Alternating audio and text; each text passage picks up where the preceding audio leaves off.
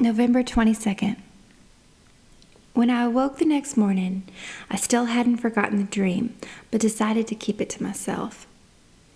Going into the kitchen for breakfast, I looked out the back door window and saw it was raining.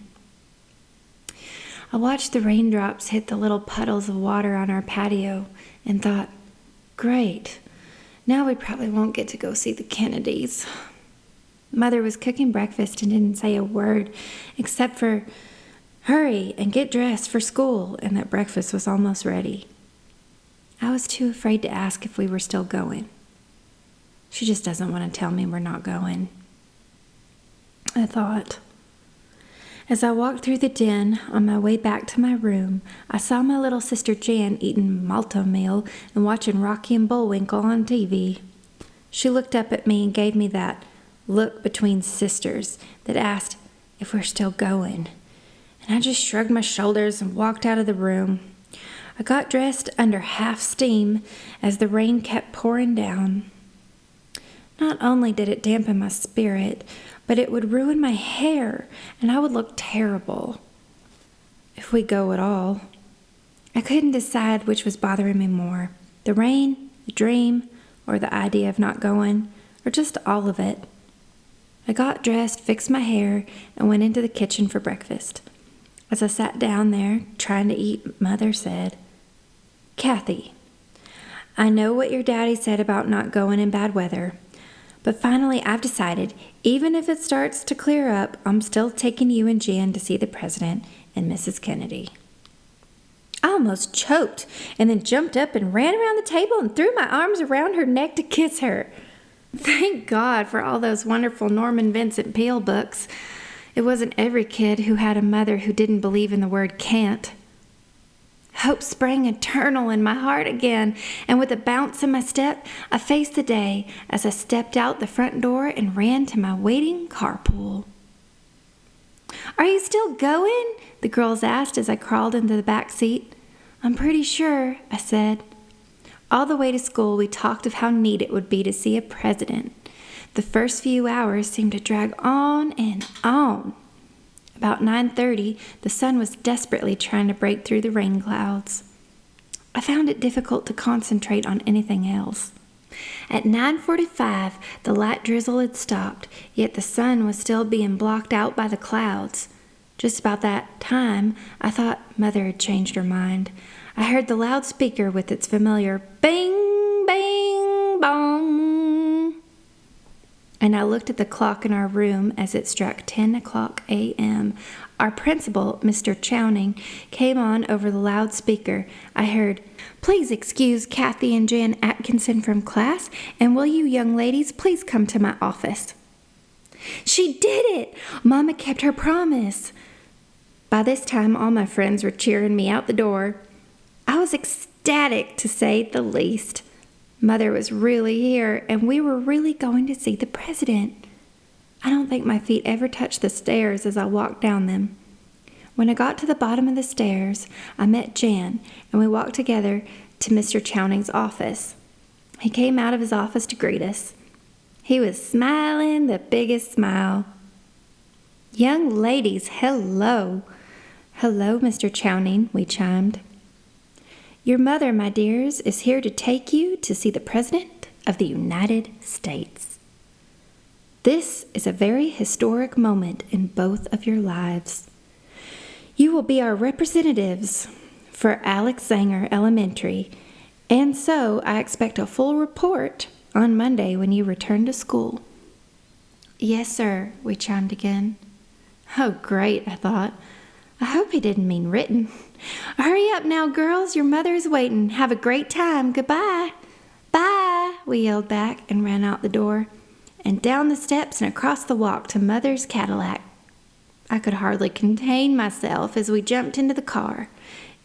Our excitement produced such an energy around us all. "Oh, Mother, thank you. I was so afraid you might change your mind," I said gratefully.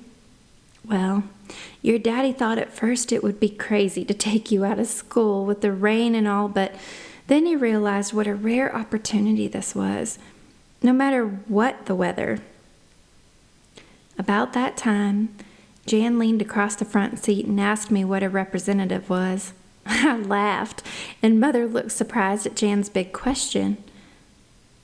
I explained to Mother what Mr. Chowning had said to us, so we both tried to explain to Jan what one was. Then Jan wanted to know how we elected a president and how long President Kennedy would be our president. We explained to her how Kennedy would be our president and probably be our president again until she was in the 5th grade. Gosh, Mother said, isn't this exciting stuff? After all, it isn't every day that you girls and I get to go see a president. We all began laughing and singing high hopes as we made our way down Mockingbird Lane. Suddenly we began to see signs that read, "We love you, Jack and Jackie," or "Hooray for JFK," or "Welcome, Mr. President and Mrs. Kennedy." All I could see were rows and rows of smiling faces, and there was a spirit in the air that was like one wave after another in an ocean. Mother turned into the Love Field entrance. The crowd began assembling on the route to the terminal.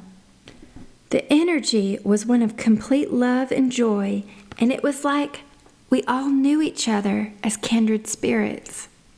Mother finally found a parking space and then gave us instructions to meet us at the Braniff terminal in case we got separated or lost. Mother's brother was an agent for Braniff, so I knew if we went there, Uncle Jimmy would watch us until Mother came. As we headed toward Gate 28, my heart seemed to be pounding wildly in my chest. I felt I had died and gone to heaven. When we arrived at the gate, a few people had started to gather there. I began to see more coming with signs, and I wondered why I hadn't made one since I made so many for school.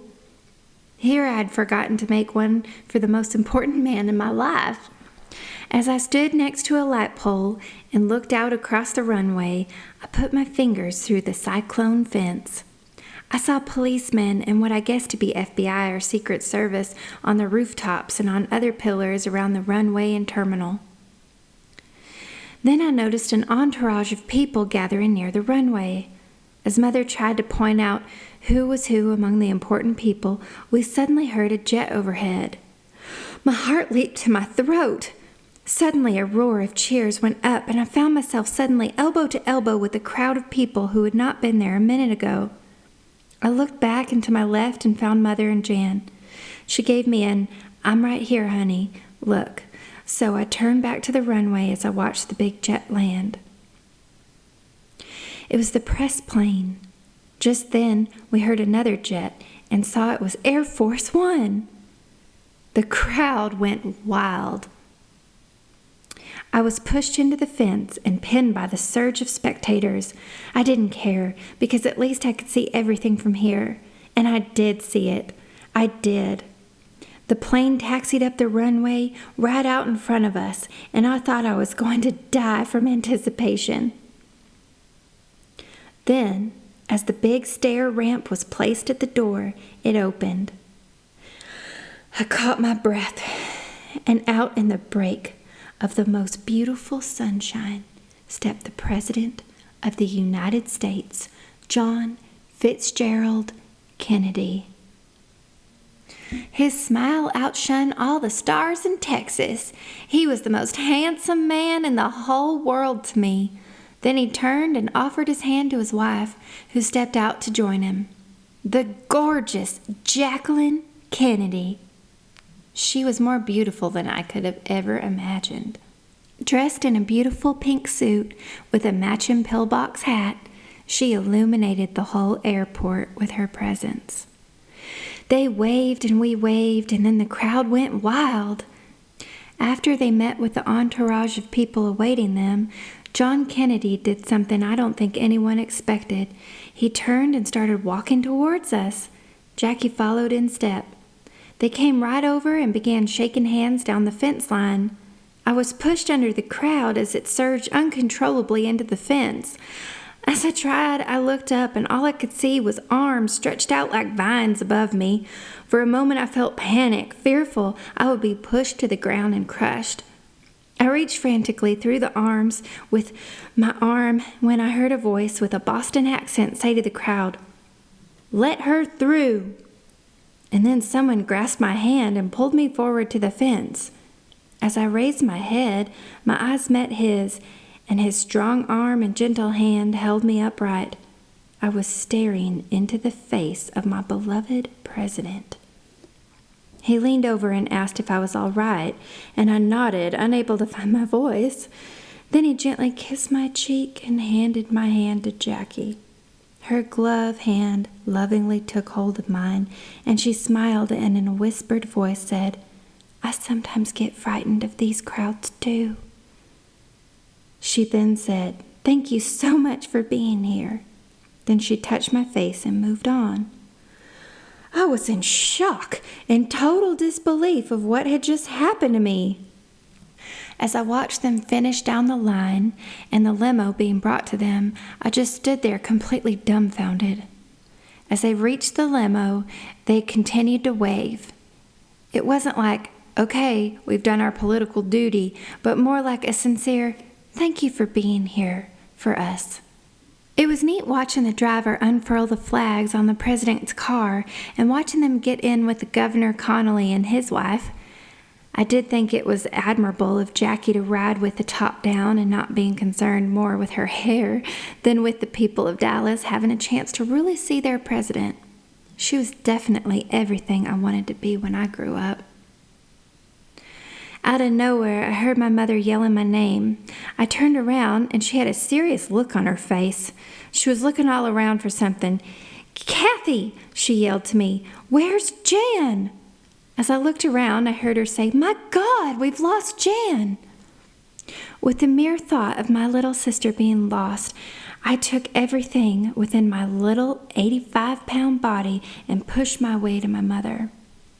We began searching for Jan and then went straight to the Braniff terminal.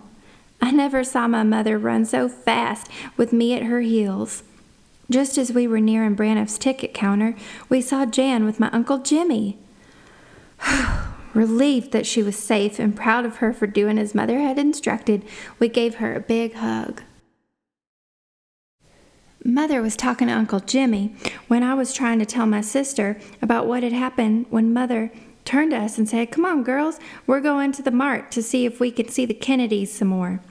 She grabbed Jan's hand in mine, and out the door we flew. As we yelled, "Goodbye, Uncle Jimmy," you could hear him laughing as we went out the door. I was trying to tell Mother what had happened to me when we were driving out of the parking lot and out of the entrance of Love Field, when on our car radio a voice shrieked, "We have reports the president was shot." Mother stopped the car and turned it up. The dream I had had the night before came back to me, and I looked over at Mother, and she looked at me with an "I know what you're thinking" kind of look. She rolled down her window and asked the people next to us if they had heard the report. They hadn't had their radio on, but turned it on as soon as Mother told them what we had just heard. She turned to us and said, "Pray, girls." And then we sped out of the entrance like a speeding bullet. "Where are we going?" I asked. "To Parkland Hospital. That's where they'll be taking him. Now don't worry, girls, it can't be too serious.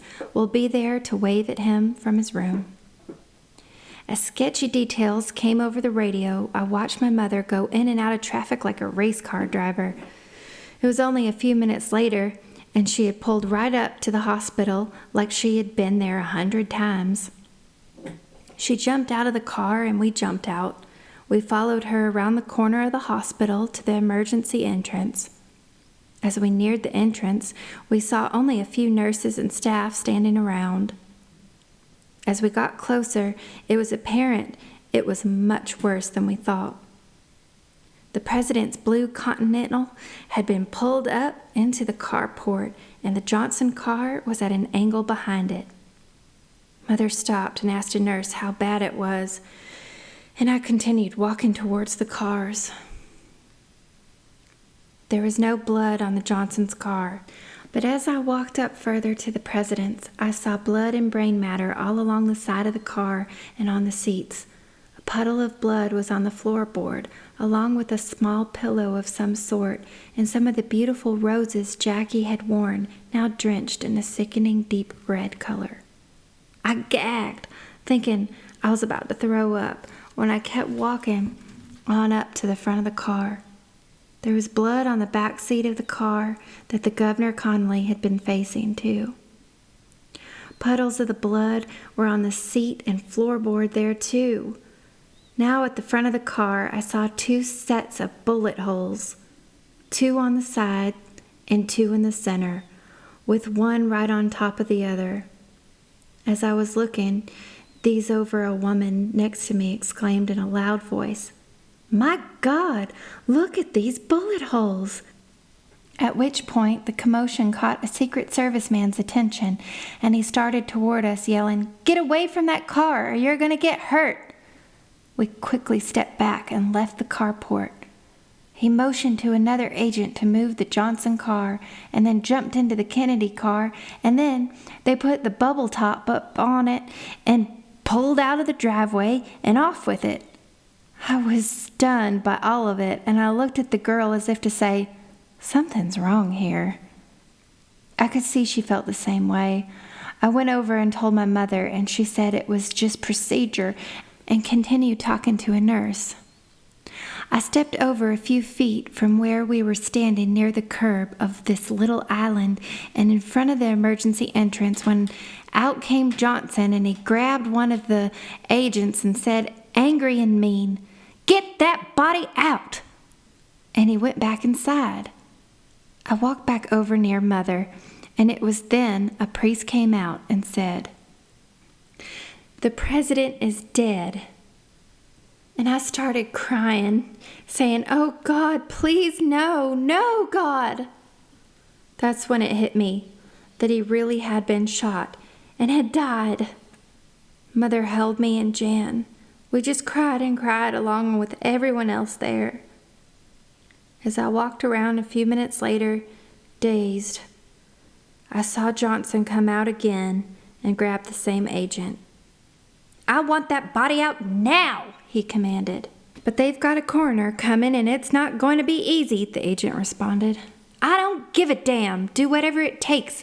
But get his body out and on that plane," Johnson said in a rage. "Texas law," the agent started to say, and Johnson interrupted with, "I mean now." Being as young as I was, I didn't understand what was really going on until a lot later. This is another memory that I carried all of that day. I think mainly because right after that, some mean-looking men went in with some sort of high-powered rifles. It wasn't until many years later that I learned what had happened on the inside of the hospital. A few minutes later, out scurried Johnson with Lady Bird right behind him, and with an agent on both of her arms lifting her off the ground and her little feet just dangling. They got into a waiting car and sped away. I was so amazed at the way they'd just left Jackie there. A couple minutes later, the hearse pulled up into the entrance and backed into the carport. I was numb all over until the hospital doors opened and they wheeled the casket out with my beloved president in it. And then, there behind it was Jackie. Only this time, my beautiful queen was covered in her husband's blood. The beautiful sweet was covered in bloodstains, and dried blood clung to her hose. I started crying even more. Through my tears, I watched as the 2 people I loved and admired so were leaving. I watched how this woman who I loved so dearly took the time to thank every person, every attendant standing there. My gosh, I thought, she is so gracious. Here she has just lost her husband, and she still remembers to thank others. I was crying now, not only for the loss of my beloved president, but for his beloved Jacqueline and children, and wondering to myself, what will they do without their daddy? And here their mother is so far from them. Then I thought how I would feel losing my father, and I cried even harder. I thought about Rose Kennedy losing a son and his poor father Joe, and of Robert, Ted, Ethel, Eunice, and Pat, and all the many other Kennedy family members. I stood there in a dazed state, staring directly at Jackie the whole time and wishing with all my might that I could run to her and shield her from all this ugliness. I wanted to tell her I loved her and Jack and that I would have gladly taken his place so that she could never have had to go through any of this. They put the casket in the hearse, and I watched as she crawled in beside it. I felt a stab of pain within my chest. I will never forget the hearse pulling out and taking them away. Everything in me wanted to run after them and throw my arms around her and comfort her. All I could do was cry, and I did. The drive home was a blur to me as we sat solemn all the way home, except at red lights when we burst out into sobs, still not believing this had really happened, that it was real. I wanted so badly to wake up from this horrible nightmare and hear my mother tell me it was something I ate. Only this time, it wasn't a dream, and not even my mother could soothe it away. Mother turned up the radio, and we heard about a policeman named Tippett who had been shot, and that they were first looking for some gunmen, and later, just one gunman, a man named Lee Oswald. Of course, at this time, we hadn't even known where exactly the president had been shot. All we knew was that it had been somewhere downtown. None of it made any sense. It was a complete mess of mumbo-jumbo to me. Thousands of flashes of the day went through my mind. I kept remembering his face, his voice, his kiss upon my cheek, his strong but gentle hand. And my poor precious Jackie, I kept seeing her in her pretty suit and her touch upon my face and her soft, gentle voice. Then I would see her with blood stains and walking with the casket, the president's car, and all the aftermath there. Then I would just break down and cry all over again. I tried desperately to make some kind of sense of it, but all I could remember was his strong hand pulling me up, his kind voice, his gentle kiss upon my cheek, and that beautiful smile. Then I would remember Jackie, with her sweet, reassuring voice, her gloved hand upon my face, when suddenly the picture of her alone getting into the hearse would come to mind, and I'd just break down all over again. As soon as we entered our house, Mother went straight to the TV and turned it on. They were showing the Zapruder film, the uncut version of the assassination. That was how I learned just where and when he'd been shot. Before that, all I knew was someone had killed my president. Later, when this film was shot, it was different. And I even said something to Mother at the time about it. She said they probably cut out the ugly part so it wouldn't frighten little children who might be watching it. After the Zapruder film came the news of Officer Tippett, who was shot. Later, the news of the arrest of Lee Harvey Oswald.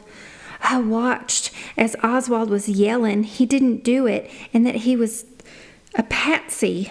I asked Mother what a patsy was, and she said it was someone who gets blamed for what someone else did. This brought up the bullet holes in the windshield that I remembered. I felt something didn't make sense even then. Next, they showed Jackie arriving with JFK's body at Andrew Air Force Base and Robert Kennedy there in the airport truck to meet her. That was about 5 p.m. our time. I started crying again. Hadn't this woman been through enough? Still in her pink suit with blood stains and dried blood still clung to her hose. I wondered to myself how she could hold up like she was doing. Next, they switched the programming to the swearing in of Johnson as president. All I could see was Jackie's eyes and the grief they held. My gosh, I thought, how can they make this woman stand up? for the swearing-in of Johnson when only a couple hours ago she held her slain husband in her arms. Why couldn't they have waited? She looked so lost and forlorn on that plane. It was later I learned that Sarah T. Hughes was a friend of my parents. She had been a judge and was asked to do the swearing in. Everything seemed to be happening so fast at the time. It felt like everything was frozen at the same time. It seemed as if we had glued ourselves to the TV set. We ate in front of it, got dressed in front of it, and only left to go to the bathroom. They showed the new president, Lyndon Baines Johnson, giving his first statement to the press. My best friend Patty called and we cried on the phone together. She was there that day too. I felt so lucky to have a good friend like her to confide in. How could someone want to kill my president? I said. To take him from his wife and children? To take him from his mother and father and brothers and sisters? Poor Rose. She lost Joe and now John. And poor Jackie, she just lost little Patrick a few months ago. Oh God, why, Patty, why? Even if someone didn't like him, they didn't have to kill him. I don't know, she said. It's all so awful. As we hung up the phone and I went back into the den and sat down, Mother came over and put her arm around me, and I asked her why someone would want to kill my president. She looked me straight in the eyes with the most overwhelming compassion and said, "Kathey, it is so important to live your life abundantly and to be careful to see that no one around you ever feels lonely or neglected when you are around them. Open your heart to pull in the people the world seems not to want. That way history like this will not be repeated." She kissed me and retired to bed. I sat there going over what she had just said. Mother always had a way of finding love no matter what was happening. She had always taught me that there was good no matter how awful something appeared. And now here she was doing it again. She was so remarkable. As I continued to watch the TV, it was reported that the president's body would undergo an autopsy. This, of course, brought back memories at the hospital of Johnson and the agent and wanting to get the president's body out. I kept wondering why they hadn't wanted to do one here.